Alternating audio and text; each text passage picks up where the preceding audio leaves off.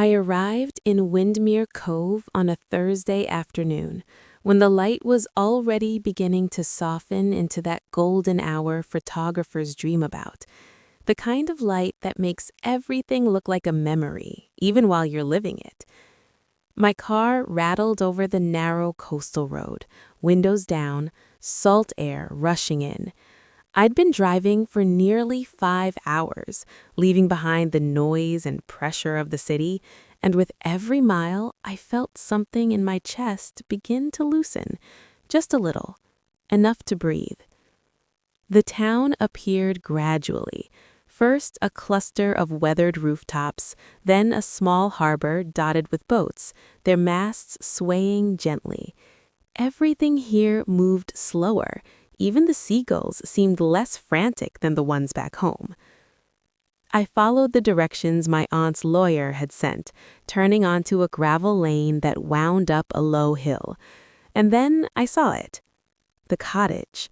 It was smaller than I remembered from childhood visits, pale blue with white trim, a little worn but still standing proud against the sky. The garden had grown wild, roses tangling over the fence, lavender spilling onto the path. But it was beautiful in that untamed way, like it had been waiting. I pulled into the driveway and sat there for a moment, hands still on the wheel, just looking. Aunt Claire had lived here for 30 years, alone mostly. Content, she always said. I used to think that was sad, choosing solitude over everything else. But now, sitting here in the quiet, I wasn't so sure.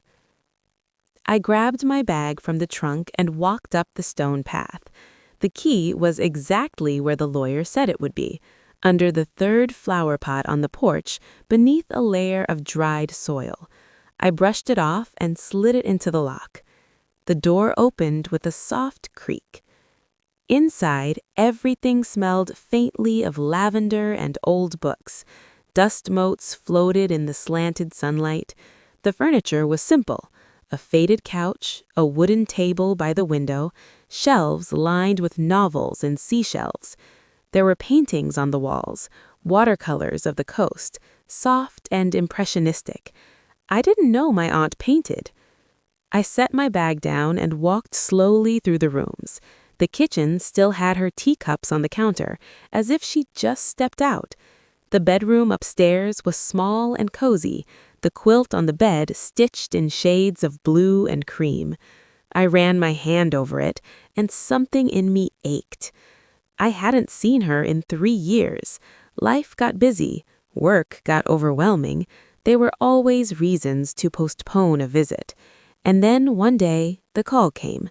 She was gone. Peaceful, they said, in her sleep. I sat down on the edge of the bed and let out a long breath. 2 weeks, that's what I'd given myself. 2 weeks to sort through her things, decide what to keep, what to donate. 2 weeks to tie up loose ends and return to my real life, the one that felt like it was barely holding together. But sitting there in the stillness of her little cottage, I wasn't thinking about deadlines or emails or the creative block that had been suffocating me for months. I was thinking about how quiet it was, how the air felt different here, lighter. I stood and walked to the window. From here, I could see the edge of the cove, the water shimmering in the fading light. A few people strolled along the harbor, couples, a man walking a dog, someone sitting on a bench with a book. It looked like a postcard, the kind of place people vacation to escape their lives. But for Aunt Claire, this had been life. I wondered what that felt like, to choose simplicity, to wake up every day to the sound of waves instead of traffic, to know your neighbors, to have time. My phone buzzed in my pocket, pulling me back. A text from my boss. How's the trip? Don't forget, mock-ups due Monday. I stared at the screen, then turned the phone off. Not tonight. Tonight, I was here, in this cottage, in this quiet. I went back downstairs and made myself a cup of tea using the kettle Aunt Claire had left on the stove. I carried it I woke to the sound of seagulls and soft light filtering through lace curtains. For a moment, I forgot where I was. Then it came back. The cottage, the cove, the quiet. I stretched beneath the quilt and noticed how deeply I'd slept. No tossing, no waking at 3 in the morning with my mind racing through tomorrow's to-do list. Just sleep. Real, restful sleep. I made coffee in Aunt Claire's old percolator and sat at the kitchen table with my notebook. I'd brought it thinking I might sketch, maybe find some inspiration away from the city. But the page stayed blank. I didn't mind. I just sat there, sipping coffee, watching the morning light move across the walls. After a while, I decided to walk into town. I needed groceries, and honestly, I was curious. I wanted to see the place my aunt had chosen to call home. The walk down the hill was easy, the air cool and fresh. Windmere Cove was even prettier in daylight, a cluster of cottages and shops painted in soft colors. Flower boxes on every windowsill, cobblestone streets that curved gently toward the harbor. It felt like stepping into another time. I passed a cafe with outdoor seating, a small gallery, a shop selling handmade candles. People nodded as I walked by, friendly but not intrusive. It was nice, different from the city where everyone avoided eye contact. At the end of the main street, I found a small market. I picked up bread, eggs, some fruit, and a block of local cheese. The woman at the register smiled warmly. "You're new," she said. Not a question. "Just visiting, staying at my aunt's cottage for a bit." Her expression shifted, softening. "You're Claire's niece." I nodded, surprised. "You knew her?" "Everyone knew Claire," she said gently. "She was a lovely woman. We miss her." Something about the way she said it made my throat tighten. I managed a small smile and thanked her. As I left the market, I noticed a bookshop across the street. It was tucked between two larger buildings, easy to miss if you weren't paying attention.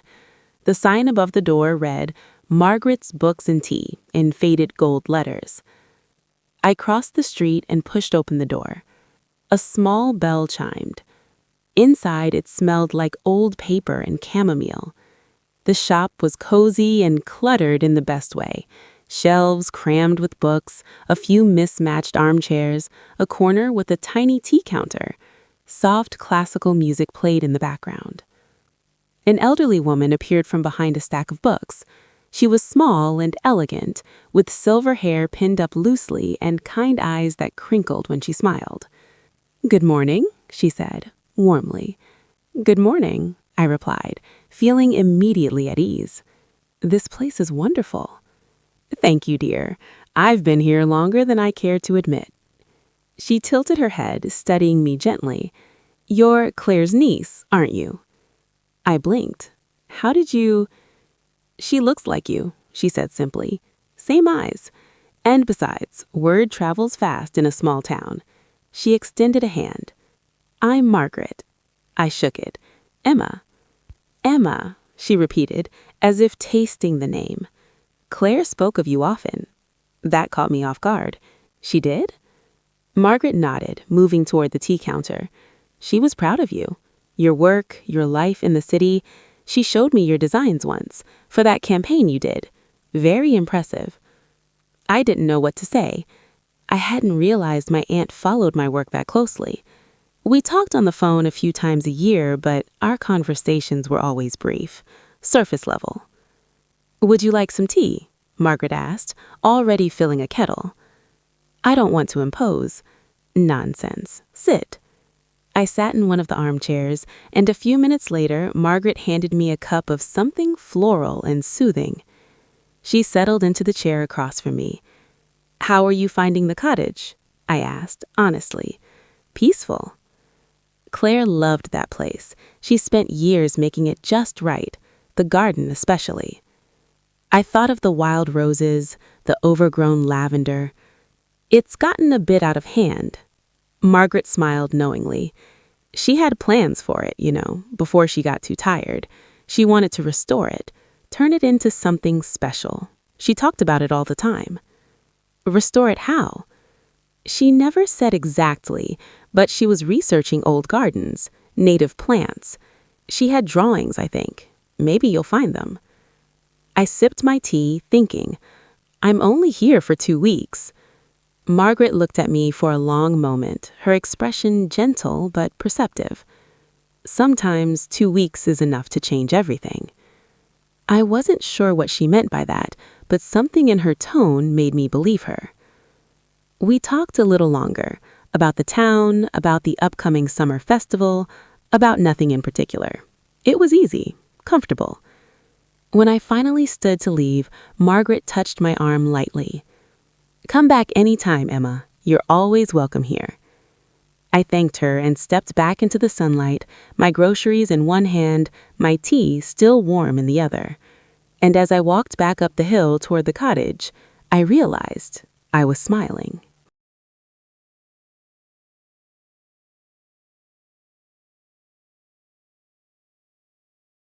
That afternoon, I decided to explore the garden properly. I'd noticed it when I arrived, of course, the tangle of roses, the wild lavender, the stone path disappearing beneath creeping thyme. But I hadn't really looked at it, not the way you look at something when you're trying to understand it. I pulled on an old pair of boots I found by the back door, Aunt Claire's probably, and stepped outside. The garden wrapped around the cottage in a gentle U shape. There was a wooden gate at the far end, half hidden by climbing vines, and beyond that, I could see a glimpse of the hillside sloping down toward the cove. I walked slowly, taking it in. There were roses everywhere, pale pink, deep crimson, soft yellow, but they'd grown leggy and wild, reaching in all directions. The lavender had spread beyond its borders, mingling with patches of wildflowers I couldn't name. There was a stone bird bath, green with moss, a wrought iron bench beneath an apple tree. It was beautiful in a forgotten sort of way. I knelt down and ran my fingers through the soil near the roses. It was rich and dark, still healthy beneath the weeds. Someone had cared for this once, really cared.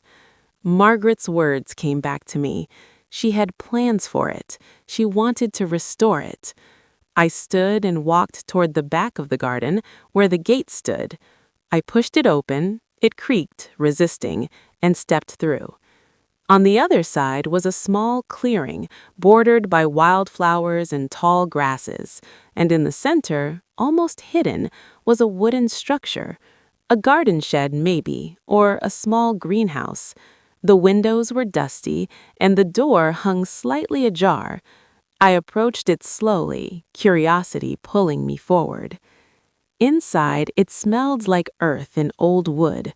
There were shelves lined with terracotta pots, a workbench cluttered with tools, and in the corner, a wooden crate covered with a faded cloth. I pulled the cloth away. Underneath were notebooks. 3 of them, bound in leather, their pages yellowed and soft. I opened the first one carefully. It was Aunt Claire's handwriting, neat and looping, with little sketches in the margins. Plans for the garden restoration, the first page read. Native plants, pollinator-friendly, a place for peace. I turned the pages slowly, my heart beating a little faster. There were lists of plants, foxglove, sea thrift, coastal sage, drawings of garden layouts, pathways, seating areas, notes about soil composition and seasonal blooms. She'd thought of everything. And then, tucked between 2 pages, I found a photograph. It was old, the colors slightly faded.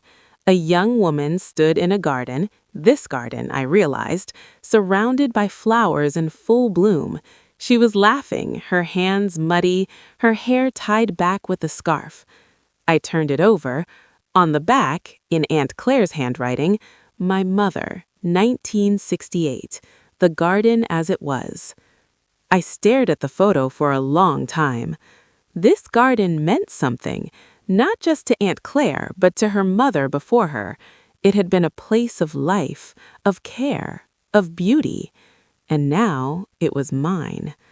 I closed the notebook gently and looked around the little shed.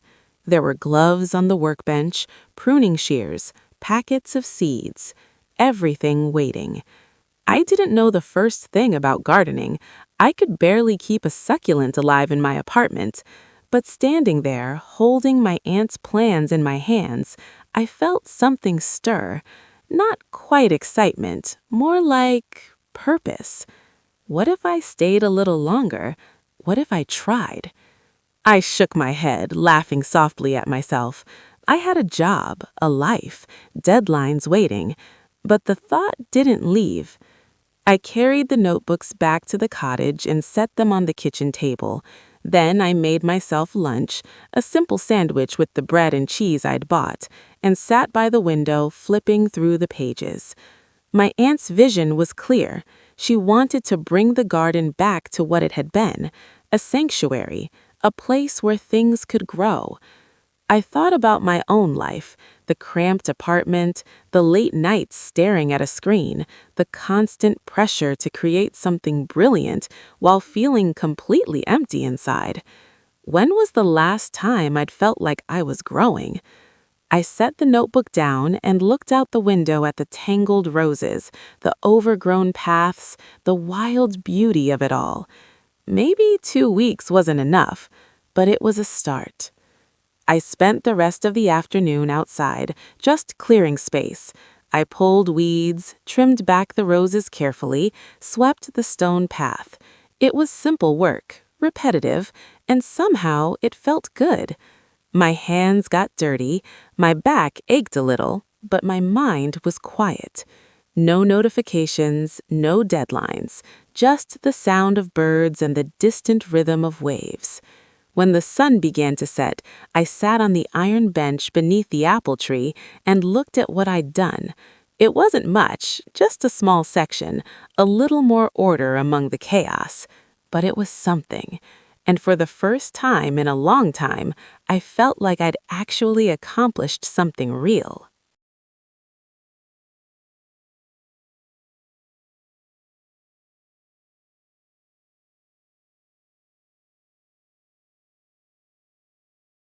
The next morning, I woke with sore muscles and dirt still under my fingernails. I smiled at that. It felt earned. After breakfast, I decided to take another walk into town. I wanted to ask Margaret if she knew anything more about the garden. Maybe she'd remember details Aunt Claire had shared. And honestly, I just wanted to see her again. There was something comforting about her presence. The walk was becoming familiar now. I noticed things I'd missed before, a mural painted on the side of the bakery, wind chimes hanging from a porch, the way morning light caught the harbor water and made it sparkle. I was passing the docks when I heard hammering. I stopped and looked over. A man was working on a boat that sat in dry dock, sanding the hull, his movements steady and practiced. He was tall, dressed in worn jeans and a faded blue shirt, sleeves rolled to his elbows, dark hair, a few days of stubble, completely focused on his work. I didn't mean to stare, but there was something calming about watching someone work with their hands like that, purposeful, present. He must have sensed me because he looked up. Our eyes met for a brief second. He nodded politely, then returned to his work. I felt my cheeks warm and kept walking. Margaret's shop was just opening when I arrived. The door was propped open, letting in the morning breeze, and I could hear her humming softly inside. "Emma," she greeted warmly when she saw me. "Back so soon. I'm delighted." "I hope I'm not bothering you." "Not at all. In fact, perfect timing. I just made a fresh pot of tea." We settled into the chairs by the window, and I told her about finding the notebooks, about Aunt Claire's plans for the garden. Margaret's face lit up. "Oh, she'd be so happy you found those. She worked on them for months." "Did she ever tell you why it mattered so much to her?" Margaret thought for a moment, cradling her teacup. I think it was her way of staying connected to her mother, to the past. Claire grew up in that cottage, you know. Her mother tended that garden like it was a living poem. After she passed, Claire let it go for years. Too painful, I suppose. But recently, she'd been thinking about bringing it back. She said it felt like the right time. I absorbed that, feeling the weight of it. I started clearing some of it yesterday. Margaret smiled knowingly. Did you? Just a little. I don't really know what I'm doing. Gardens are forgiving, she said gently. They want to grow. They just need a little help sometimes.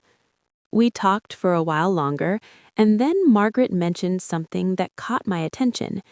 If you're serious about restoring it, you might want to talk to Daniel. Daniel? Daniel Hale. He's a carpenter, but he knows quite a bit about gardens, too. He helped Claire build some raised beds a few years back, before her health declined. Lovely young man. Quiet, but kind. I thought of the man at the docks. Does he work on boats? Margaret's smile widened. That's him. You've seen him already, haven't you? I felt that warmth creep back into my face. Just in passing. He's down at the harbor most days. I'm sure he'd be willing to help if you asked. I wasn't sure about that. He seemed private, focused, not someone who'd want to be interrupted by a stranger asking for gardening advice. But the idea stayed with me. After leaving the bookshop, I wandered through town a bit more, then stopped at the cafe Margaret had mentioned, Mr. Brennan's place. It was cozy inside, with chalkboard menus and mismatched furniture. The owner, a round-faced man with kind eyes, greeted me like I'd been coming there for years.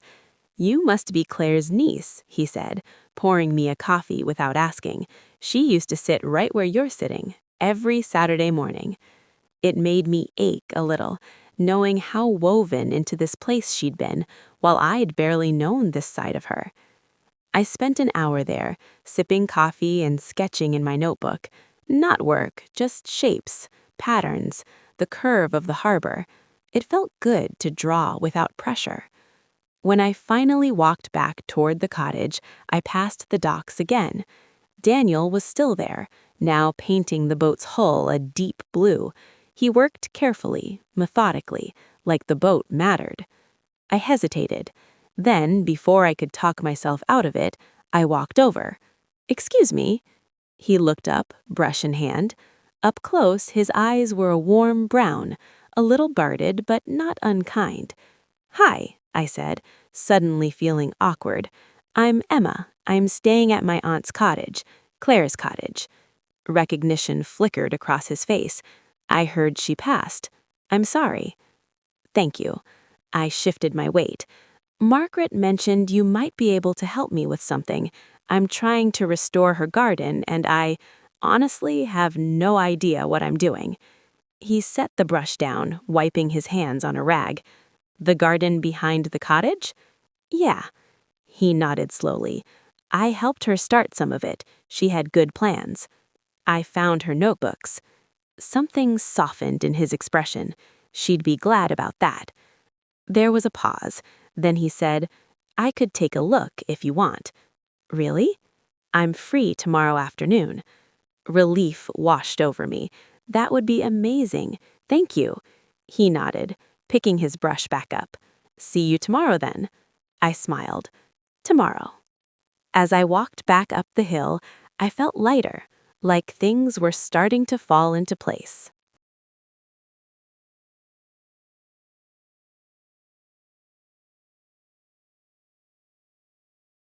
I spent the next morning nervously tidying the garden, which was ridiculous, really.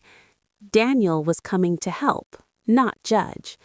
But I found myself pulling weeds I'd missed, straightening the tools in the shed, even sweeping the stone path again. By the time he arrived, just after lunch, I'd worked myself into a state of unnecessary anxiety. He came around the side of the cottage, carrying a toolbox in one hand. He wore the same kind of worn jeans as before, a gray t-shirt, work boots caked with dried mud. "Hi," I said, wiping my hands on my jeans. "Hi." He looked around, taking in the garden with a practiced eye. "You've already done some work." "Just the basics, clearing space." He walked slowly through the garden, stopping here and there to examine plants, test the soil with his fingers, check the structure of the old raised beds near the back. I followed a few steps behind, unsure whether to talk or stay quiet. Finally, he turned to me. "You have the notebooks?" "Yes, inside. I'll get them." I hurried into the cottage and returned with all 3 of Aunt Claire's journals. Daniel sat on the iron bench and opened the first one carefully, his calloused fingers surprisingly gentle with the pages. He studied them for several minutes, nodding occasionally, making small sounds of understanding. "She knew what she was doing," he said, finally. "This is a solid plan. Native plants, good drainage, pollinator pathways. It's thoughtful." "Can it still work? I mean, is it too late?" He looked up at me. "It's never too late for a garden. You just have to work with what's already here." Something about the way he said it felt like it meant more than just plants. He stood and walked me through the space, pointing things out. "These roses are old stock, probably from her mother's time. They're hardy, just need pruning and some support. The lavender's taken over, but that's easy to manage. You'll want to divide it, replant some, give the rest space to breathe." I listened, trying to absorb everything. "The soil's good," he continued. "You'll need compost, mulch, and these beds," he tapped one of the wooden frames, "need rebuilding. The wood's rotted through." "Can you do that?" I asked. "I can pay you." He shook his head. "I'll help, no charge. Claire was kind to me when I first moved here. I owe her that much." "You don't?" "I want to," he said simply. There was a finality in his tone that told me not to argue. We spent the next hour walking through the garden together, making a plan. He explained what needed to happen first: soil preparation, clearing more space, rebuilding the beds. He wrote a list of supplies I'd need from the hardware store in town. "It'll take time," he said, "a few weeks at least to get it properly started." "I'm only here for 2 weeks," I admitted. He glanced at me, something unreadable in his expression. "It might not be enough." "I know." We stood there in the afternoon light, surrounded by wild roses and the distant sound of waves. "Why are you doing this? The garden, I mean, if you're leaving soon." I thought about that. "I'm not sure. Maybe because she wanted it, or maybe because—" I trailed off, searching for the right words. "I don't know. It feels important, like finishing something she started." He nodded, as if that made perfect sense to him. "I'll come by tomorrow," he said. "We can start on the beds." "Thank you, Daniel." Just Daniel's fine. He picked up his toolbox. "See you tomorrow, Emma." I watched him walk back down the path, his stride easy and unhurried. That evening, I sat on the porch with Aunt Claire's notebooks, reading through her notes again. There were passages I hadn't noticed before, little reflections she'd written in the margins. "A garden teaches patience. You can't rush growth. Some things need to be pruned away so others can flourish. There's peace in tending something beyond yourself." I read those words over and over, feeling them settle into some quiet part of me. My phone buzzed. Another email from work, another reminder of the deadlines waiting. I turned the phone face down and looked out at the garden instead. The roses were catching the last of the sunlight, glowing soft and golden. A bird landed on the edge of the bird bath, dipping its head to drink. Everything here moved at its own pace. Nothing rushed, nothing forced. I thought about my life back in the city, the constant pressure, the exhaustion, the way I'd stopped enjoying the work I once loved. I'd been running so fast for so long that I'd forgotten what it felt like to just be still. Here, in this quiet cottage, with dirt under my nails and a garden waiting to be restored, I felt something I hadn't felt in years. I felt like I had time. Not forever, not even long, but enough. Enough to try, enough to see what might grow. I closed the notebook and went inside to make dinner. Something simple, pasta with the vegetables I'd bought at the market. I ate slowly, tasting everything, letting myself enjoy it. After, I washed the dishes by hand, looking out the window at the darkening sky. Tomorrow, Daniel would come back. We'd start rebuilding. And maybe, I thought, I was rebuilding too.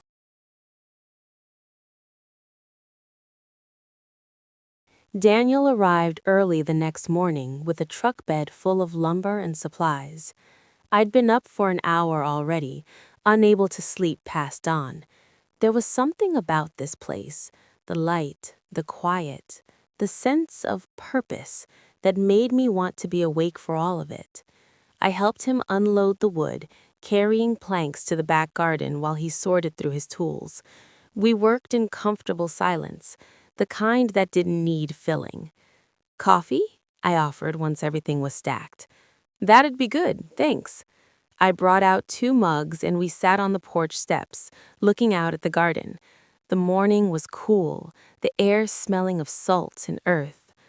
"How long have you been in Windmere Cove?" I asked. "About 5 years," he took a sip of coffee.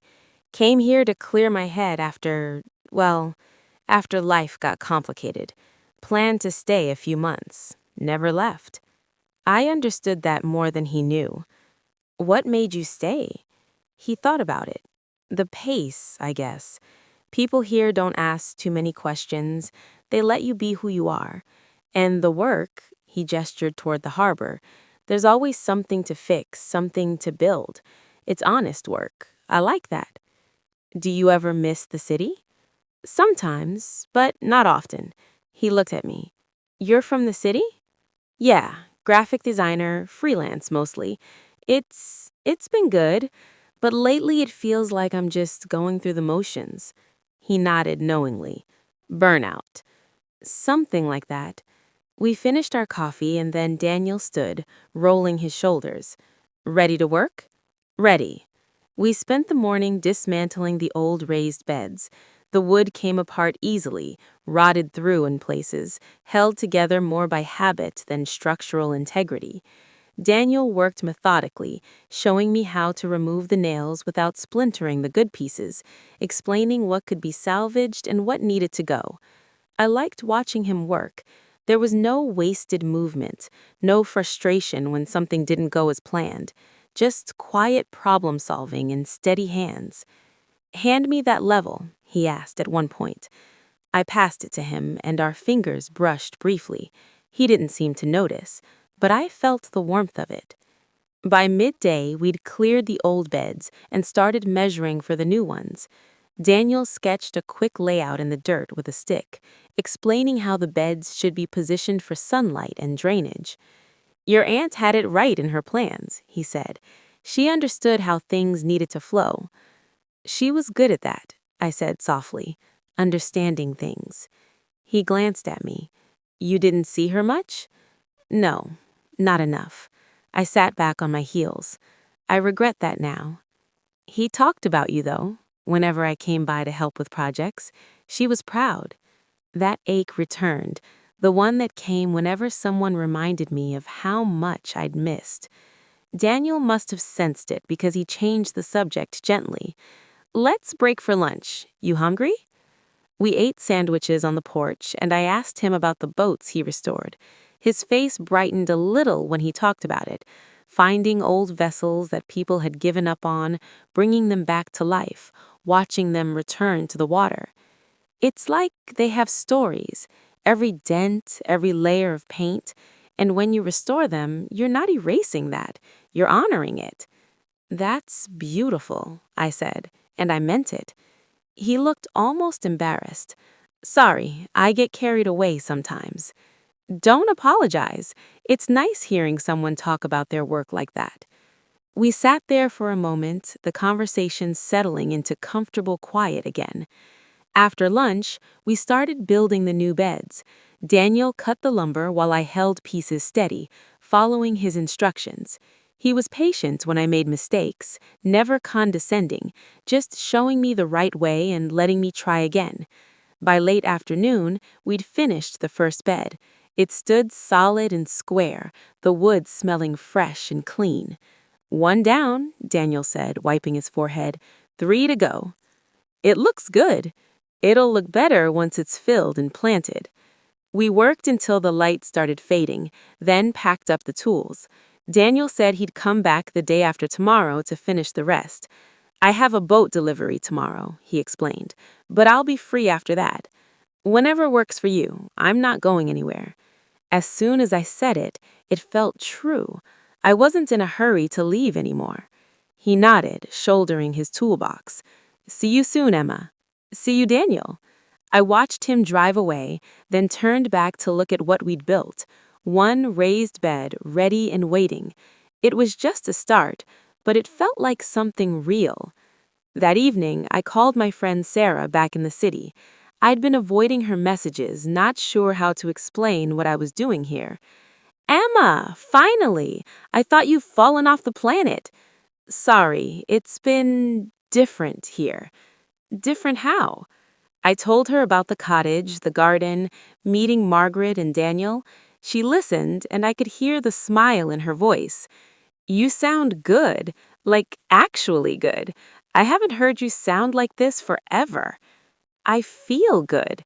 Is that weird?" "It's not weird. It's overdue." She paused.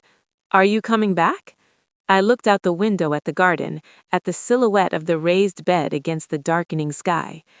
"I don't know," I said honestly.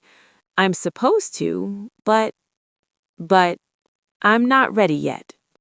The next day was Saturday, and the town was buzzing with activity. I walked down to the harbor in the late morning and found people setting up booths along the waterfront.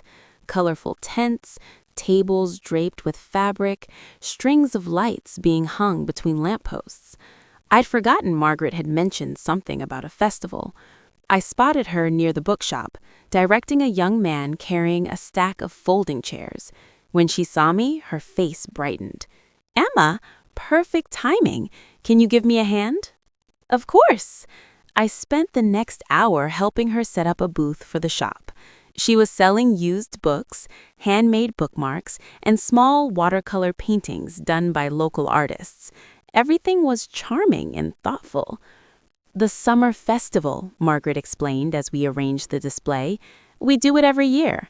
Music, food, crafts. It's nothing fancy, but it brings everyone together." "It's lovely. You should stay for it, tonight. There'll be dancing later, and Mr. Brennan always makes his famous clam chowder." I hesitated. Crowds weren't usually my thing, especially lately. But something about the way she asked, hopeful, warm, made me agree. "I'd like that." "Wonderful," she squeezed my hand. "It'll be good for you." By evening, the harbor had transformed. The lights glowed warm against the twilight, and the smell of food drifted through the air. Grilled fish, fresh bread, something sweet and cinnamon-scented. A small stage had been set up near the water, and a band was tuning their instruments. I wandered through the crowd, feeling both part of it and separate from it. People greeted me, some I'd met, others who just seemed to know I was Claire's niece. Everyone was kind, no one pried. I bought a bowl of chowder from Mr. Brennan's stand and found a spot on a bench near the edge of the harbor. The soup was rich and comforting, and I ate slowly, watching the scene unfold. Children ran past, laughing. Couples strolled hand in hand. A group of older men stood near the boats, talking and gesturing animatedly. It felt like a painting come to life. "Mind if I sit?" I looked up. Daniel stood there, holding his own bowl of chowder, looking slightly uncomfortable in the crowd. "Please," I said, moving over. He sat down and we ate in silence for a moment, the music starting up behind us, something soft and folksy. "Not a fan of crowds either?" I asked. He smiled faintly. "Not really, but Margaret guilted me into coming." I laughed. She has that effect. She does. We watched the band play, the lead singer's voice drifting over the water. People began to dance. Nothing formal, just swaying and spinning, easy and unself-conscious. "Your aunt loved this festival," Daniel said after a while. "She never missed it." I wish I'd come when she was still here. She would have liked that. I looked at him. "Did you know her well?" "Well enough. She gave me work when I first arrived, didn't ask about my past, just asked if I was good with my hands, and when I said yes, she hired me to fix her porch. She paid me in homemade pie and kind words. I didn't have much back then. That meant everything." I felt that familiar ache, mixed now with gratitude. My aunt had touched so many lives here, quietly, gently. "She sounds like she was really special," I said. She was. The music shifted to something livelier, and people cheered. Margaret appeared suddenly, slightly breathless, her eyes twinkling. "There you two are, hiding in the corner," she teased. "Come on, dance." "Oh, I started. "Nonsense, it's a festival, you have to dance." She tugged at my hand. Daniel stood and offered me his hand, a small smile on his face. "Might as well, she won't stop until we do." I took his hand and let him lead me toward the makeshift dance area.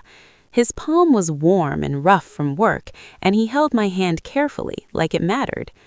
We didn't do anything fancy, just swayed to the music, stepping in time with the others around us. He wasn't a graceful dancer, but he was steady, sure. "I'm not very good at this," I admitted. "Neither am I." We both laughed, and something loosened between us. The song ended, and another began, slower this time. Around us, couples drew closer. Daniel hesitated, then placed his other hand lightly on my waist. "This okay?" he asked quietly. "Yeah." We moved together, the music soft and the evening air cool against my skin. I could feel his heartbeat, steady and calm. I let myself relax into the moment, not overthinking, just being here. When the song ended, we stepped apart, both a little shy suddenly. "Thank you," I said. "Anytime." We stayed for another hour, talking with Margaret and Mr. Brennan, listening to the music, soaking in the warmth of the festival. It felt like belonging, like community. When I finally walked back up the hill toward the cottage, the stars were out, bright and clear against the dark sky. The sound of the festival faded behind me, replaced by the gentle rhythm of waves and wind. I stood on the porch for a moment before going inside, looking back down at the glowing lights of the town. I'd lived in the city for years and never felt this connected to a place. But here, after just a week, it felt like home.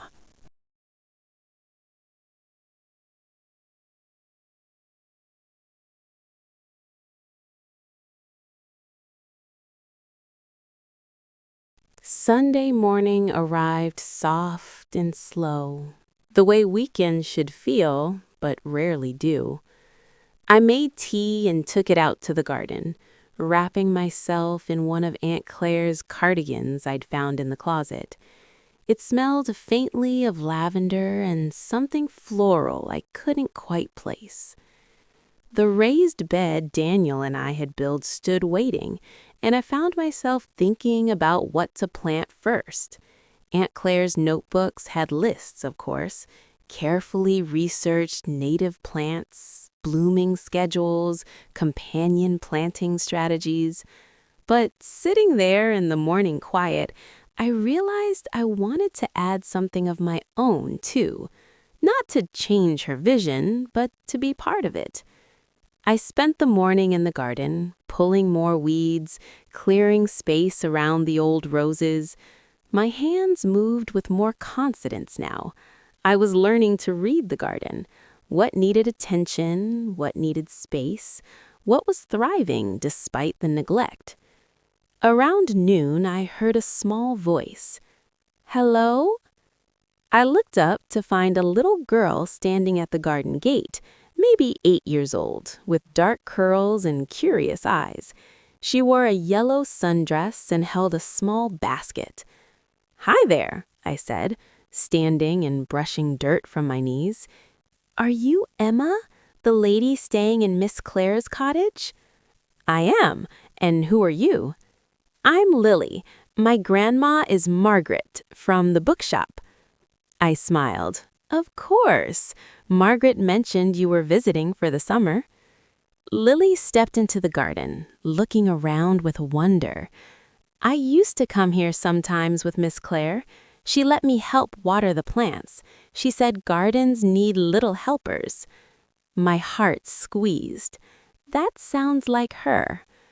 "Grandma said you're fixing the garden. She sent me with these." Lily held up her basket, revealing several small potted plants. She said Miss Clare ordered them before she got too tired. They've been waiting at the shop. I took the basket carefully. Inside were young lavender plants, some coastal sage, a small rosemary bush. "These are perfect. Thank you, Lily." She beamed. "Can I help plant them?" I hesitated only for a second. "I'd love that, but we should check with your grandma first." "She knows I'm here. She said I could stay for an hour if you didn't mind." "I don't mind at all." We spent the next hour working side by side. Lily was surprisingly knowledgeable for her age.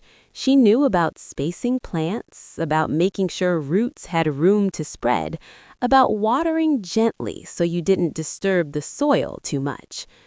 "Miss Clare taught me," she explained proudly.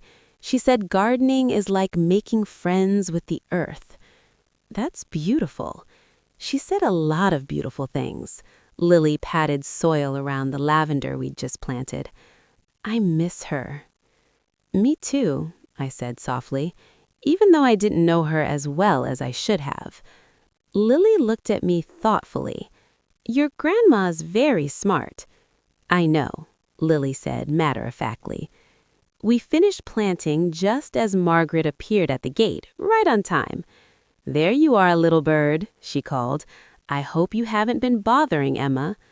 "She wasn't bothering me at all," I said quickly. "She's been wonderful." Lily ran to her grandmother, chattering about everything we'd planted. Margaret listened with patient love, then looked at me over Lily's head. "Thank you for indulging her. She's been talking about this garden all week." "She's welcome anytime, really." After they left, I stood in the garden looking at the newly planted herbs and flowers. It felt fuller already, more alive. That evening, I found myself sketching again. Not work designs, but the garden. I drew the layout from memory, adding notes about what was planted where, ideas for what might come next. It felt good to create something without pressure, without deadlines or client expectations, just making something because it wanted to be made. My phone rang. My boss. I stared at it for a moment, then let it go to voicemail. Later, I listened to the message. She sounded tense, asking about the mock-ups that were due tomorrow, wondering if everything was okay, saying they needed to discuss my availability for upcoming projects. I sat with that for a long time. The truth was, I hadn't thought about work in days, not really. I'd been so present here, in the garden, with the people, in this quiet life, that my other life felt distant, almost unreal. I opened my laptop and looked at the half-finished designs I'd been working on before I left. They felt hollow now. technically competent, but soulless. I'd been going through the motions for so long that I'd forgotten what it felt like to actually care about what I was creating. I closed the laptop. Tomorrow, I'd call her back. I'd figure something out. But tonight, I just wanted to be here. I made dinner and ate on the porch, watching the sun set over the cove. The sky turned shades of pink and gold, and somewhere in the distance, I could hear wind chimes. For the first time in years, I felt like I was exactly where I was supposed to be. Not rushing towards something, not running from something, just here, just now. And that was enough.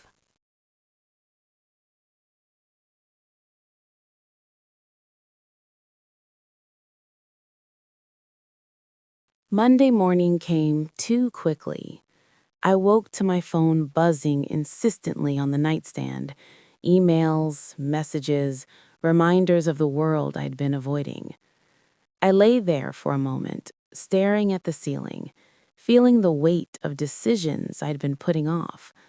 Finally, I got up and made coffee, strong and black, the way I needed it when facing difficult things. I took the phone out to the porch and sat down, scrolling through the messages. My boss had called twice more. There were emails from clients asking about timelines. My apartment building management needed a decision about renewing my lease. Everything wanted an answer. Everything wanted me to commit. I took a breath and called my boss back. "Emma, finally." Her voice was sharp with stress. "Where are those mock-ups?" "I don't have them. I'm sorry." Silence. Then, "What do you mean you don't have them? They were due yesterday." "I know, I couldn't do them." Couldn't or wouldn't? I closed my eyes. Both, I think. Another pause. "Emma, what's going on? This isn't like you." And that was the problem, wasn't it? It was exactly like me, the old me, the one who said yes to everything, who pushed through exhaustion, who delivered no matter what it cost. "I'm burned out," I said quietly. "I have been for a while. I just didn't want to admit it." Her tone softened slightly. "Look, I get it. We've all been there. Take a few more days, clear your head, then we'll talk about restructuring your workload." "I don't think a few days will fix this." "What are you saying?" I looked out at the garden, at the raised beds waiting to be filled, at the wild roses catching the morning light. "I'm saying I need more time, real time, to figure out what I actually want." "How much time?" "I don't know yet." She sighed, frustrated but trying to understand. "We have projects lined up, Emma, clients who specifically requested you. I can't just put everything on hold indefinitely." "I know, and I'm sorry that I can't keep doing this, not right now." We talked for a few more minutes, negotiating something temporary. She'd reassign my current projects, give me a month to decide what I wanted long term. It wasn't ideal for either of us, but it was honest. When I hung up, I felt strange, lighter and heavier at the same time. I'd walked away from steady work, from the identity I'd built, from the life I'd been living for years, and I had no idea what came next. I sat there for a long time, processing it all. Then I heard a truck pulling up the drive. Daniel. I'd forgotten he was coming to finish the raised beds. I quickly wiped my eyes. When had I started crying? And went to meet him. He took one look at my face, and his expression shifted with concern. "You okay?" "Yeah, just made a hard phone call." He didn't push, just nodded. "Want to talk about it?" "Maybe later. Right now, I'd rather just work." "Fair enough." We spent the morning building the remaining beds, falling into the rhythm we'd established before. The physical work helped quiet my mind. There was something grounding about measuring, cutting, fitting pieces together, creating something solid and real. By lunchtime, all 4 beds were complete, standing in perfect alignment, ready for soil and planting. We sat on the porch steps, sharing sandwiches I'd made, and Daniel asked, "So, what was the call about?" I told him about my job, about the decision to step back, about the uncertainty of it all. He listened without interrupting, then said, "That takes courage." Or stupidity. No, courage. He looked at me directly. Most people just keep going until they break completely. You recognized when to stop. That's brave. I'm terrified. That's how you know it matters. We sat in silence for a moment, and then he asked, "What do you want? If you could do anything?" I thought about it, really thought about it. I want to create things that mean something, not just designs that sell products, but things that make people feel something real, connection maybe, beauty, peace. I gestured at the garden. Like this. This means something. Then do that. It's not that simple. Why not? I didn't have a good answer. Daniel stood, brushing crumbs from his jeans, then said, "I should be going. Got a boat repair this afternoon. But think about it, Emma. Sometimes the simple answer is the right one." After he left, I walked through the garden, trailing my fingers along the new wooden beds.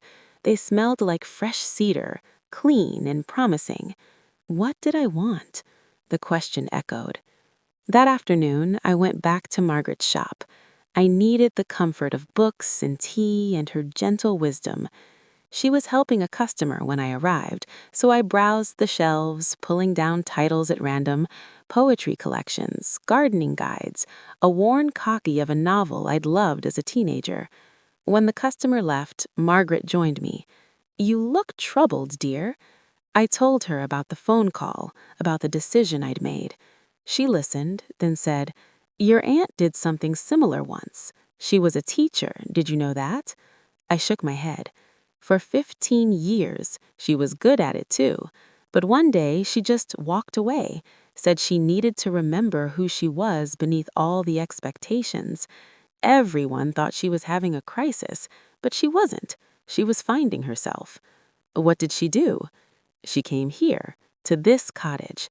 She gardened, she painted, she volunteered at the library. She lived small and quiet and happy. Margaret touched my arm gently. Your aunt never regretted it, not once. But she was alone. She was solitary. That's different from lonely. She had this whole town. She had purpose. She had peace. Margaret smiled. Not everyone needs the same things to be happy, Emma. Maybe you're just discovering what you need. I left the shop with 3 books and a heart full of possibility. That evening, I sat in the garden as the sun set, and I made a list, not of tasks or obligations, but of things that made me feel alive. Creating without pressure, growing things, being part of a community, mornings without alarms, the smell of soil and roses, conversations that matter. I looked at the list for a long time. Then I added one more thing: staying. The decision to stay longer didn't come all at once. It came in small moments, small choices that added up to something bigger. The first was extending my time at the cottage. I called the lawyer handling Aunt Claire's estate and explained I wanted to stay through the summer, maybe longer. He said the cottage was mine to do with as I pleased. She'd left it to me after all. Somehow, I'd been so focused on the immediate tasks that I hadn't really absorbed that fact. The cottage was mine. The garden was mine. This life could be mine if I wanted it. The second choice was letting my lease go. I called my landlord and told him I wouldn't be renewing. He was surprisingly understanding. Apparently, he had a wait list of people wanting that apartment. Sarah helped coordinate getting my things into storage. She kept asking if I was sure, if I'd really thought this through. I haven't thought it through at all, I admitted. I'm just following what feels right." "Well, you sound happy. That's more than I can say for the past 2 years." She was right. I was happy, or at least I was moving towards something that felt like happiness. The third choice was harder. I officially stepped back from freelancing, at least for now. I sent emails to my regular clients explaining I was taking a sabbatical, recommending other designers who could handle their projects. Some were disappointed, some were supportive. All of them understood, more or less. And then I was free. No deadlines, no contracts, just time and space and possibility. The first few days after making these decisions felt strange. I kept expecting to feel panicked or regretful, but instead I felt light. Unmoored, yes, but in a way that felt like freedom rather than fear. Daniel came by most afternoons to work on the garden. We filled the raised beds with rich soil and compost, mixing it carefully, preparing it for planting. He showed me how to test the drainage, how to amend the soil where needed, how to think about what would thrive where. Lily visited often too, always with her little basket, always full of questions and enthusiasm. She'd appointed herself the official garden helper, and I couldn't have asked for a better one. One afternoon, while Lily was watering the newly planted herbs, Margaret stopped by with fresh scones. "I thought you could use sustenance," she said, settling onto the porch with us. We sat together, eating warm scones with butter and jam, watching Lily sing softly to the plants. "She believes they grow better if you're kind to them," Margaret said, fondly. "Maybe she's right," I replied. Margaret looked at me thoughtfully. "You're staying, aren't you? Not just for a few weeks, really staying." "I think so, yes." "Good." She patted my hand. "This place needs people who care, and I think you need this place." It's strange. I spent so many years building a life in the city, and now I'm just letting it go. Shouldn't I feel more conflicted about that? Why? Was that life making you happy? No, not for a long time. Then there's your answer. She smiled. Life doesn't have to be complicated, dear. Sometimes the right path is simply the one that brings you peace. That evening, after everyone had gone, I walked down to the beach. It was something I'd started doing most nights, just walking along the shore, listening to the waves, letting my thoughts settle. The beach was empty except for one person in the distance. As I got closer, I realized it was Daniel, sitting on a piece of driftwood, looking out at the water. "Mind if I join you?" I called. He turned and smiled. "Please." I sat beside him and we watched the waves in comfortable silence. The sun was setting, painting everything in shades of amber and rose. "I'm staying," I said after a while, "in Windmere Cove for good, I think." "Yeah?" "Yeah. I gave up my apartment, stepped away from work. This is home now." "How does that feel?" "Terrifying and right." I laughed softly. "Is that possible, to be scared and certain at the same time?" "I think that's the only time you know you're really choosing something that matters." We sat with that for a moment. "When I first came here," Daniel said quietly, "I was running from a life that had fallen apart. Bad breakup, job I hated, family expectations I couldn't meet. I thought I'd hide out for a while, lick my wounds, then go back and try again." "But you didn't." "No, because somewhere along the way, I realized I wasn't running anymore. I was building something real, something mine."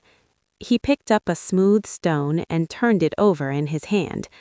"This place gave me that chance to start over, to figure out who I actually was beneath everything I thought I was supposed to be. That's what I want, to figure out who I am, what I'm actually meant to do." You will. You're already starting.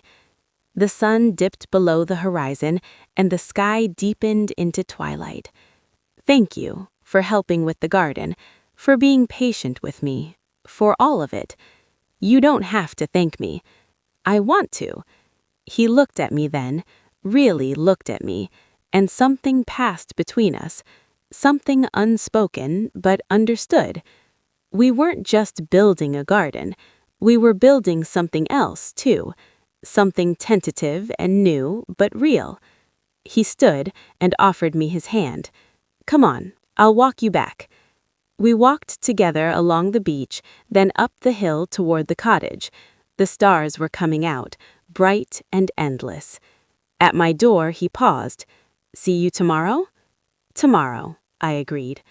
I watched him walk away, then went inside, feeling the warmth of the day settle around me. I was staying. I was home. And for the first time in longer than I could remember, I was exactly where I wanted to be. June arrived with warm sunshine and the kind of gentle mornings that made everything feel possible.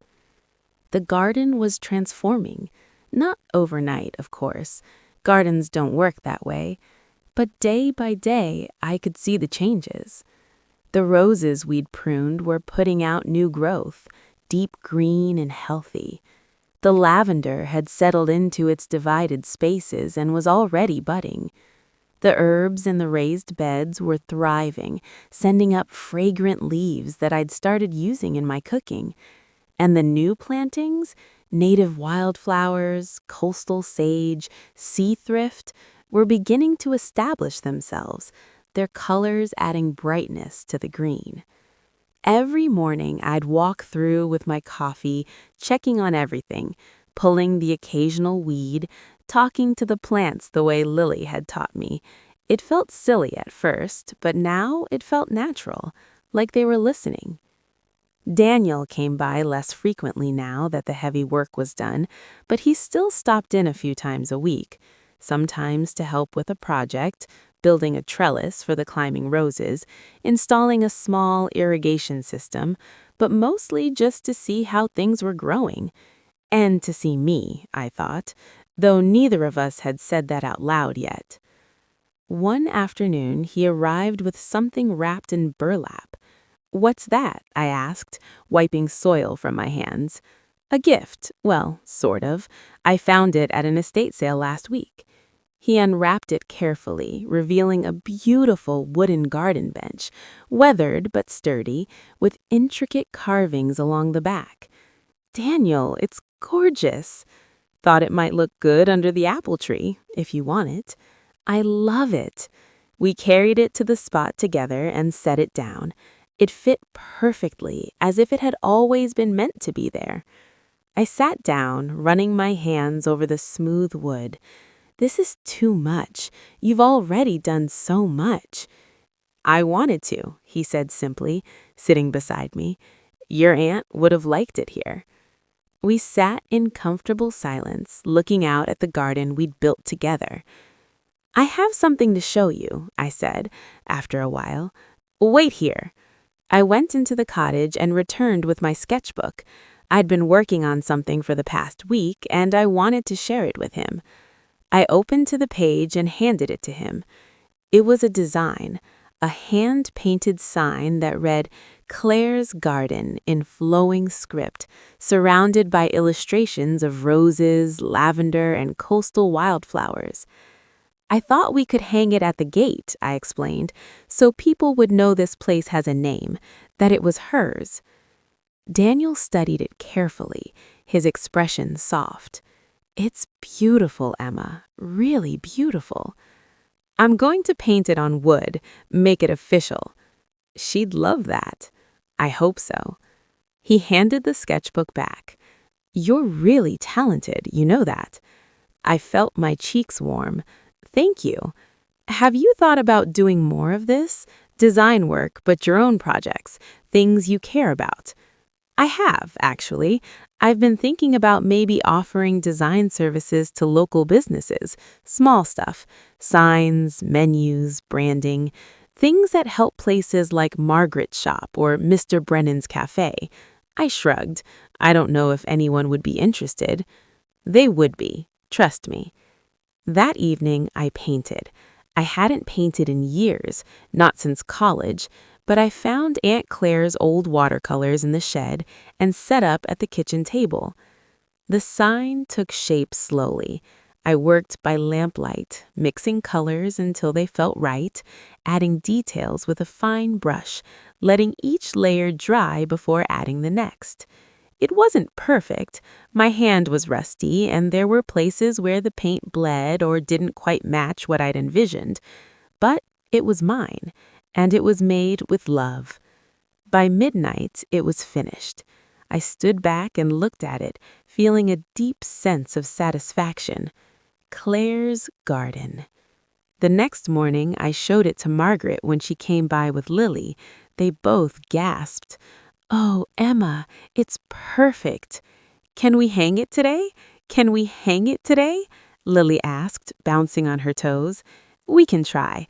I need to seal it first, but maybe tomorrow." "I'll tell Daniel," Lily announced, already running toward the gate. "He'll want to see." Margaret and I laughed, watching her go. "That child has adopted you completely," Margaret said warmly. "The feeling is mutual." We had tea on the new bench under the apple tree, and Margaret told me stories about the garden as it used to be, when Aunt Claire's mother tended it, when it was the most beautiful spot in Windmere Cove. People would walk by just to see it. Your great-grandmother had such a gift, and now you're bringing it back. She'd be so proud. I hope I'm doing it justice. You are, dear. You absolutely are. That afternoon, after everyone had left, I walked through the garden alone, really looked at it, saw what it had been, what it was becoming, what it would be. This garden was a legacy, a story passed down through generations of women who've poured love into the earth. And now I was part of that story. I knelt down and pressed my hands into the soil, feeling its coolness, its richness. "Thank you," I whispered, to Aunt Claire, to her mother, to this place that saved me. The wind rustled through the apple tree, and somewhere a bird sang, and I felt, for just a moment, like they'd heard me. The sign went up on a sunny Saturday morning. Daniel arrived early with his tools, and together we mounted Claire's garden at the entrance gate. It looked perfect there, welcoming and proud, the painted flowers seeming to glow in the morning light. Lily insisted on a ribbon-cutting ceremony. She'd made a banner out of construction paper that read, "Grand Opening," in wobbly letters, and she'd invited half the town.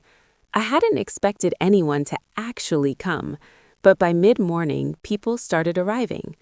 Margaret, of course, with a basket of fresh pastries, Mr. Brennan with a thermos of his special coffee, the woman from the market brought flowers, even some people I'd only seen in passing showed up, curious and kind. "We heard about the garden," one elderly man said. "Claire talked about it for years. We're glad to finally see it." Daniel stood beside me as I greeted everyone, his presence steady and reassuring. When I got overwhelmed by the attention, he'd gently redirect people, giving me space to breathe. Lily gave an official tour, explaining each plant with enthusiasm and only moderate accuracy. People smiled and nodded, charmed by her confidence. "And this is the rosemary, which is good for, remembering things." "Memory," Margaret supplied gently. "That's what I said." Everyone laughed, and the sound of it, warm and genuine, filled the garden. After the initial excitement settled, people wandered through at their own pace. Some sat on the bench under the apple tree, others admired the raised beds. A few took photos. I overheard conversations, people sharing memories of Aunt Claire, of visiting this garden when it was at its peak decades ago, of hoping it would be beautiful again. And it was beautiful.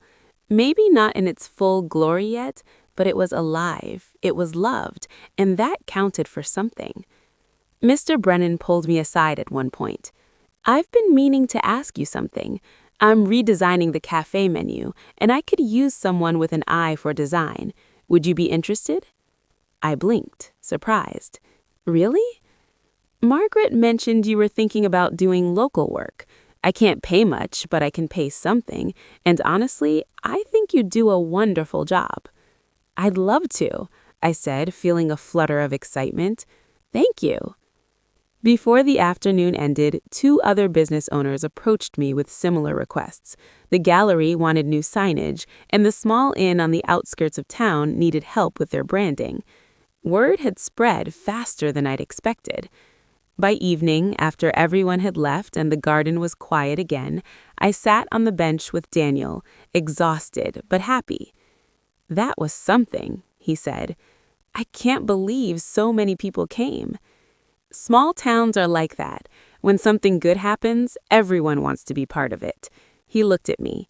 "You did a good thing here, Emma, finishing what she started." "We did it. I couldn't have done this without you." He was quiet for a moment, then said, "I like being part of this, part of your life here." My heart skipped. I like it too. We sat close together as the sun set, the garden glowing in the golden light.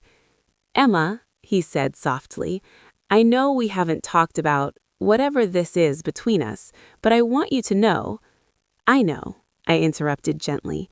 "Me too." He smiled, relieved, and took my hand. We didn't need to define it yet. We were both figuring things out, taking our time, letting whatever was growing between us develop at its own pace, like a garden. The next week was busy.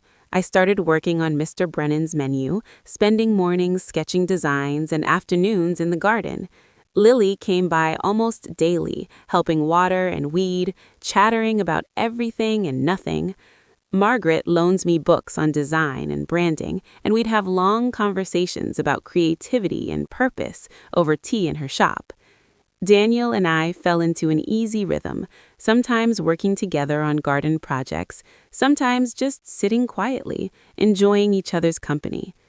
One evening, as we worked side by side planting the last section of the garden, he told me about his past, about the relationship that ended badly, the career in architecture he'd abandoned, the pressure from his family to be someone he wasn't.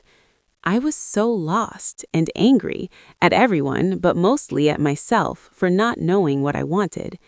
What changed? Time, distance, this place. He looked at me. And realizing that building a life doesn't have to mean building something big or impressive. Sometimes it just means building something that feels right.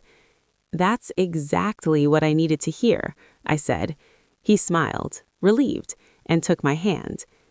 As July approached, I realized I'd been in Windmere Cove for almost 2 months. The time had passed in a blur of soil and sunshine, of quiet mornings and gentle evenings, of building something from the ground up. I'd come here to sort through Aunt Claire's things and leave, but somewhere along the way, I'd found something I didn't know I was looking for. A home, a community, a purpose, and maybe, just maybe, someone to share it with. One night, I stood in the garden under the stars, breathing in the scent of roses and lavender, listening to the distant sound of waves.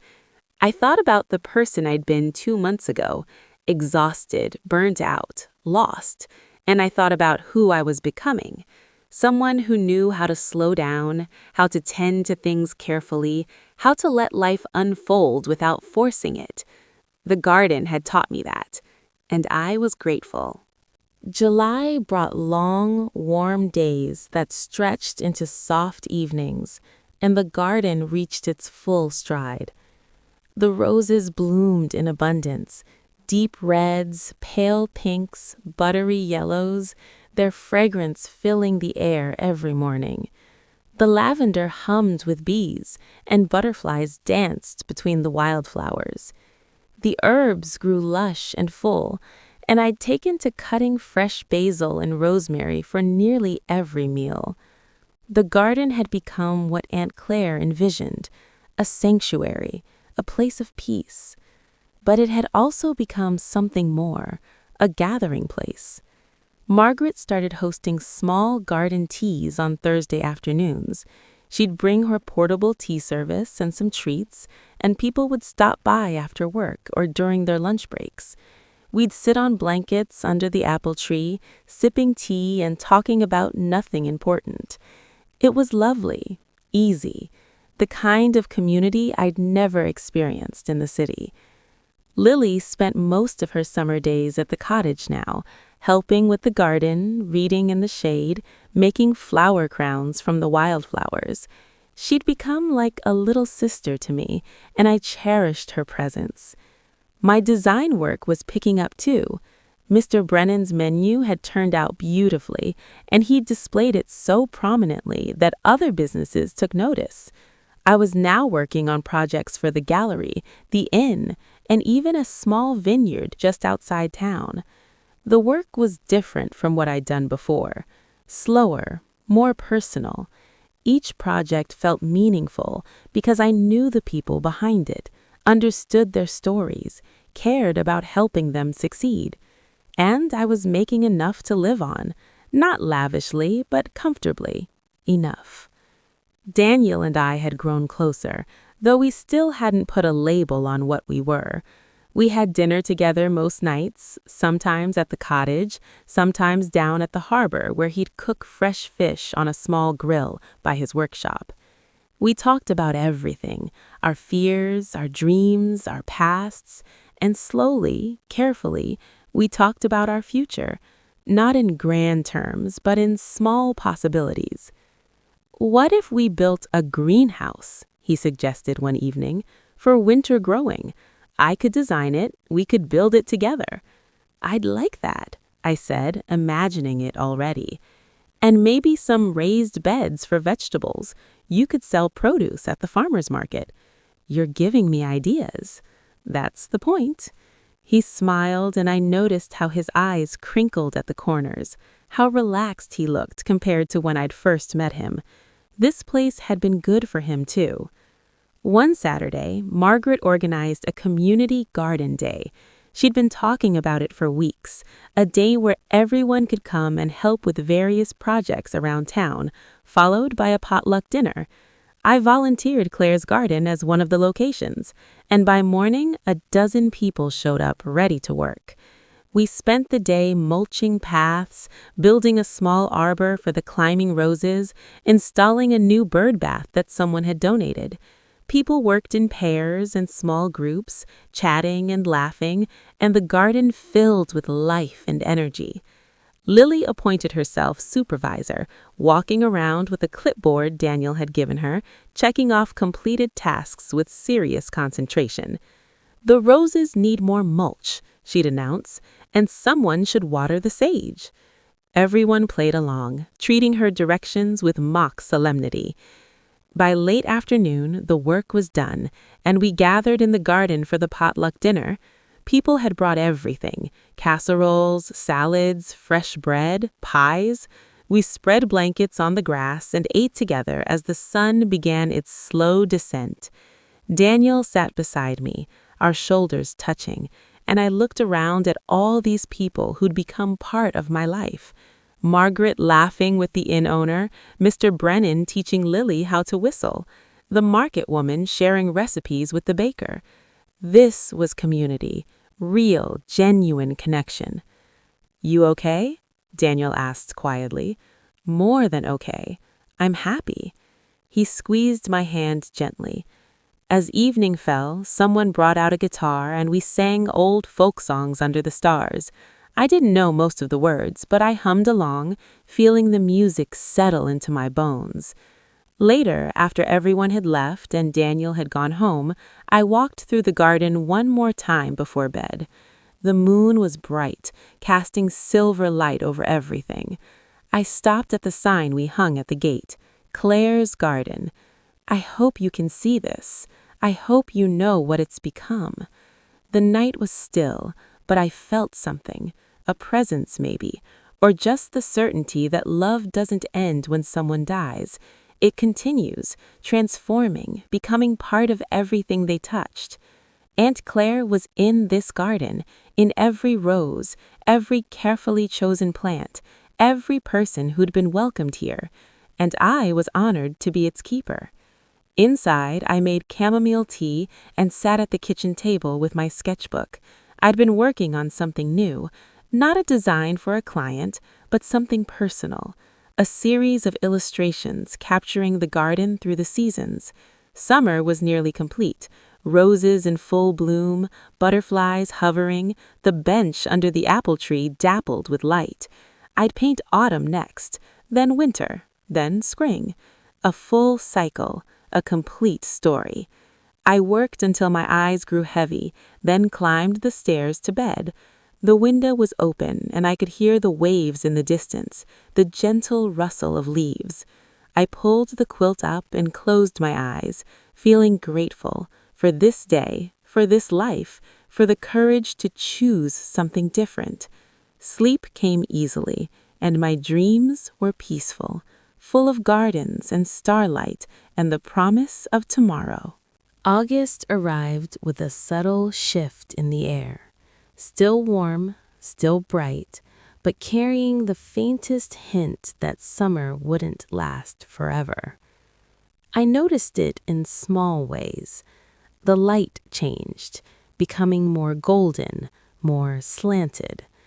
The garden's growth slowed slightly, settling into itself, and the evenings grew longer, cooler, perfect for sitting outside wrapped in a sweater. One morning, I received an unexpected email.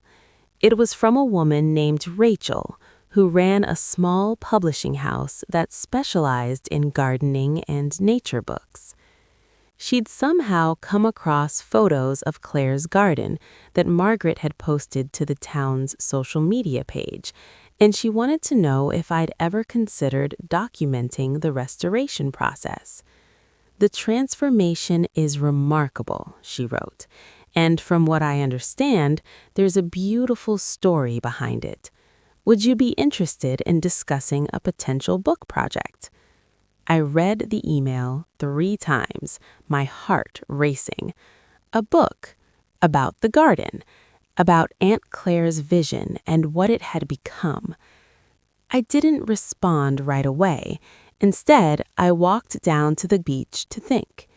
The idea excited me, but it also felt enormous. Writing a book meant reliving everything, articulating feelings I'd barely processed myself. It meant being vulnerable in a way I wasn't sure I was ready for. But it also felt right, like another piece falling into place. I found Daniel at his workshop, sanding a beautiful wooden table he was crafting for someone's dining room. "Can I ask your opinion on something?" I said. He set down his tools immediately. Always. I told him about the email, about the book proposal, about my hesitation. He listened carefully, then asked, "What's holding you back?" "I don't know if I can do it justice. The garden, Aunt Claire, everything this place has meant to me. What if I can't capture it properly?" "Emma," he stepped closer, "you've already captured it. In the garden itself, in the sign you painted, in every design you've created since you got here. This would just be another way of sharing that. You think I should do it? I think you should do whatever feels true to you. But yeah, I think it would be beautiful, and I think your aunt would be proud." That evening, I sat down and responded to Rachel, saying I was interested. We scheduled a video call for the following week to discuss details. The next few days felt charged with possibility.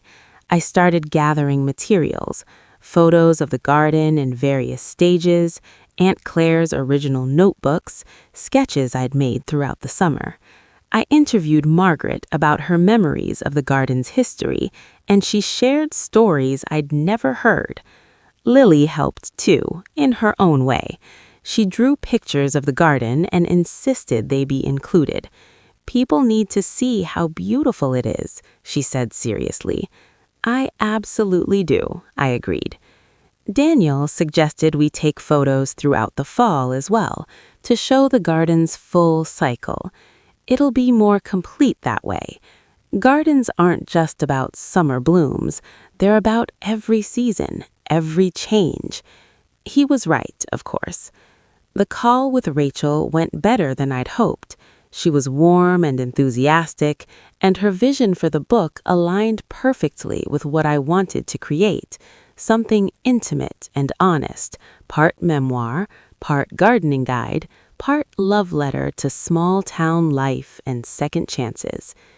I want readers to feel like they're sitting in the garden with you, like they're part of the story. That's exactly what I want too. We agreed on a timeline. I'd work on it through the fall and winter with a target completion date in early spring.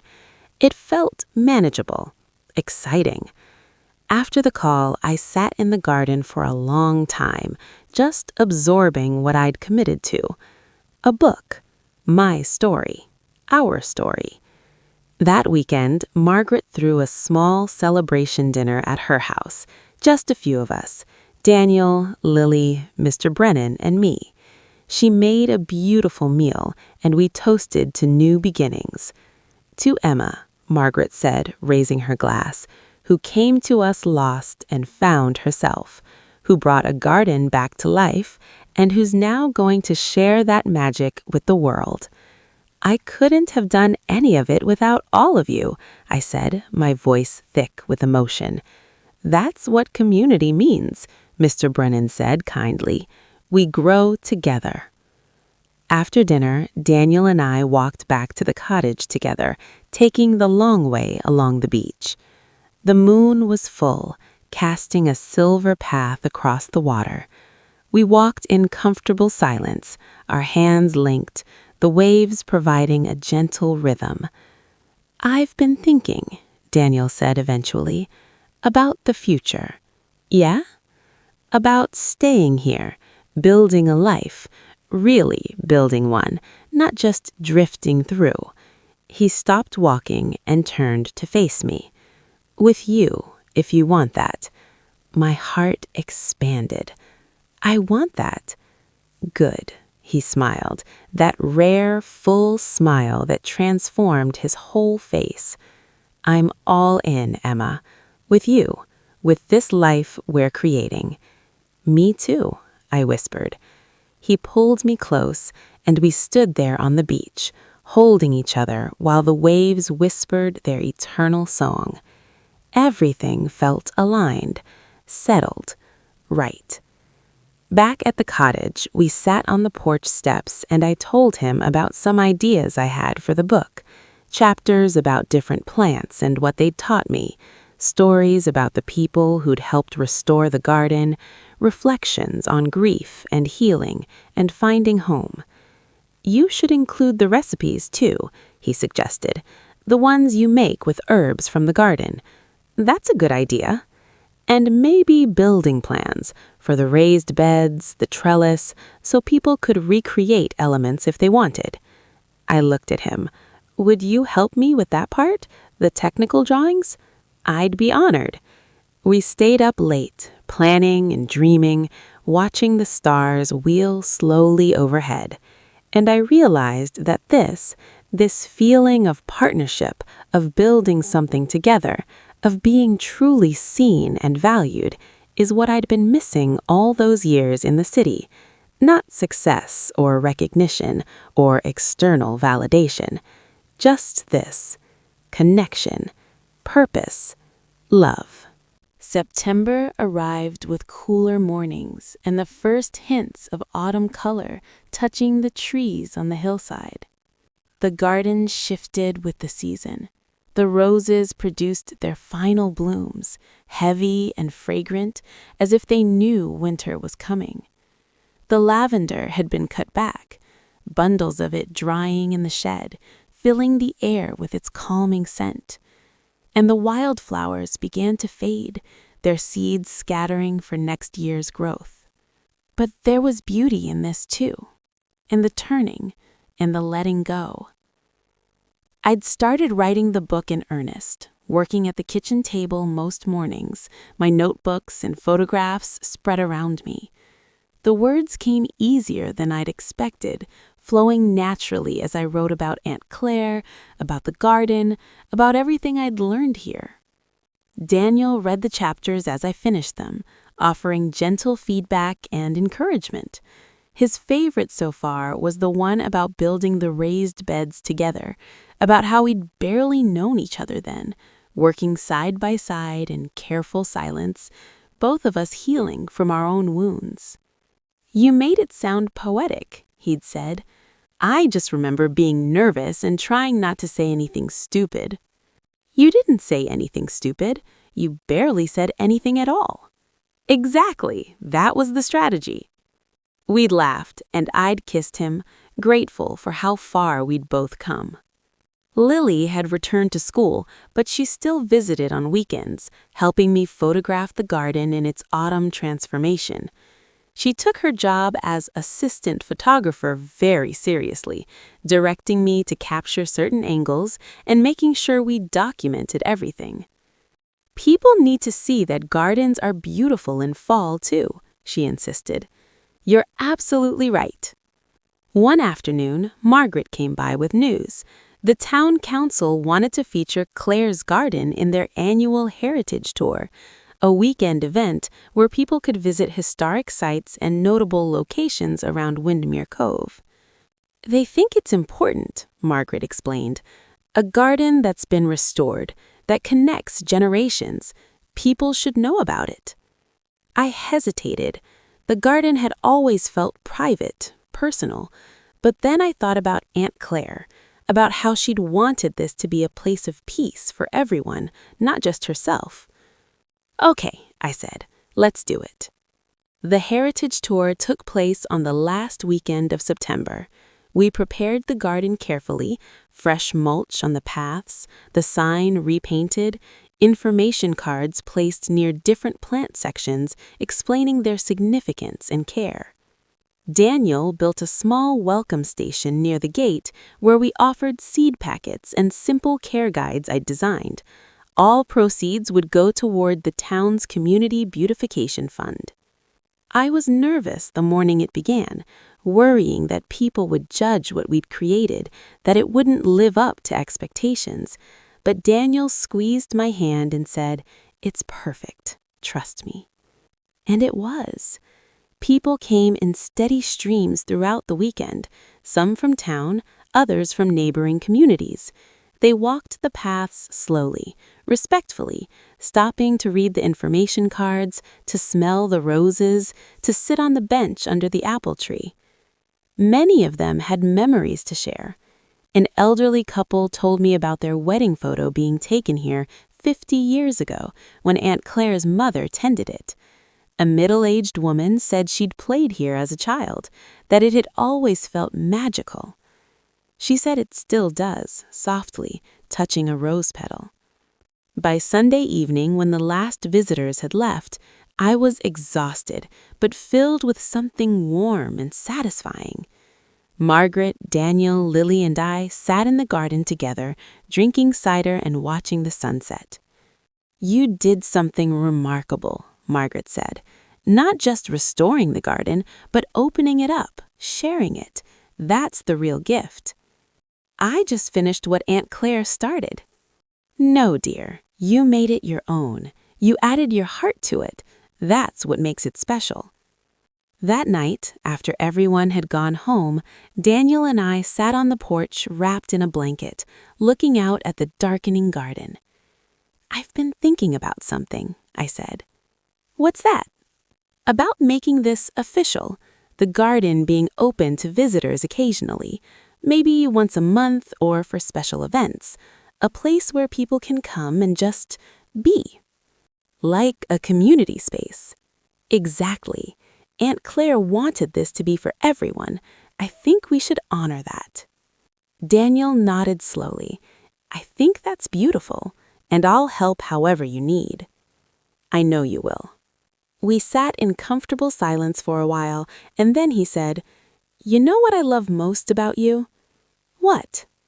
You came here thinking you were just cleaning out a house and leaving, and instead, you built a whole life.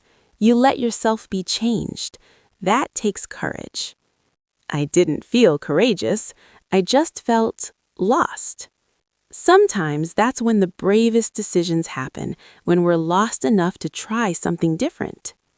I leaned against him, feeling the steady rhythm of his breathing. I'm glad I stayed, I said quietly. Me too. The stars began appearing one by one, filling the sky with light.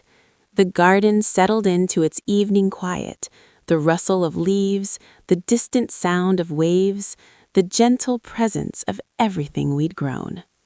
I thought about the person I'd been when I arrived here, burned out, disconnected, going through the motions of a life that didn't fit anymore. And I thought about who I'd become, someone who knew how to slow down, how to nurture things patiently, how to build community and connection, someone who understood that growth takes time, that beauty often comes from stillness, that home isn't always where you started. The garden had taught me all of this. The people here had shown me what mattered. And Aunt Claire, through her legacy, through the vision she'd left behind, had given me the greatest gift of all, the chance to start over, to discover who I really was, to build something meaningful from the ground up. I closed my eyes and breathed in the cool evening air, smelling roses and earth and the promise of tomorrow. This was home now, this cottage, this garden, this life. And I was exactly where I belonged. Daniel's hand found mine in the darkness, warm and certain. He asked, Ready to go inside? In a minute. Let's stay just a little longer. So we sat together under the stars, wrapped in warmth and contentment, listening to the garden breathe. And everything was perfect. Everything was peace.